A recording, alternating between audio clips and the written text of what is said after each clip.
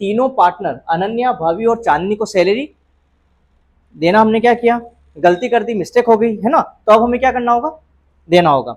But उसने ये बोला है कि जो भी एडजस्टमेंट थे, सैलरी हमने नहीं दी, उसको देने से पहले ही हमने क्या कर दिया, प्रॉफिट को डिस्ट्रीब्यूट कर दिया। आगे बात समझ में, क्या किया, सैलरी नहीं दी, भूल गए और हमने प्रॉफिट को क्या कर दिया, डिस्ट्रीब्यूट कर दिया। तो अब अपन क्या करेंगे, वापस ओपन करें अकाउंट, अकाउंट ओपन करना है, मतलब प्रॉफिट को हमने क्या किया था, क्रेडिट, क्या किया था, क्रेडिट। अब वापस ओपन करेंगे तो उस प्रॉफिट को क्या करना पड़ेगा, डेबिट। उसके बाद में अपन सैलरी की पोस्टिंग करेंगे, देन उसके बाद में वापस क्लोज करना पड़ेगा न्यू प्रॉफिट से। समझ गए क्या बोला मैंने, जिस प्रॉफिट को आप क्लोज कर चुके हो वापस हमें क्या करना है, रिवर्स एंट्री करनी।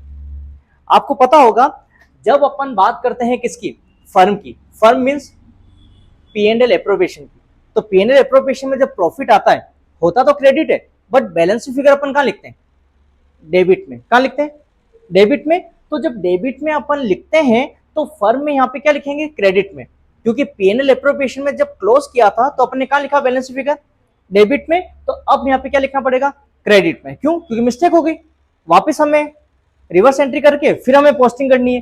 तो अमाउंट बताओ कितना है, प्रॉफिट कितना दे रखा है, 80,000। प्रॉफिट हमें यहाँ पे दे रखा है 80,000, कितना है, 80,000।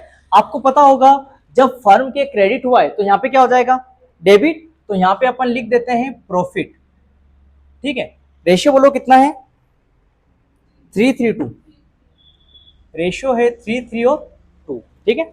अब कैलकुलेशन करते हैं, यहाँ पे आप देखो first point, calculation of profit, ठीक है। अपन बात करते हैं अनन्या की, कितना प्रॉफिट है, 80,000।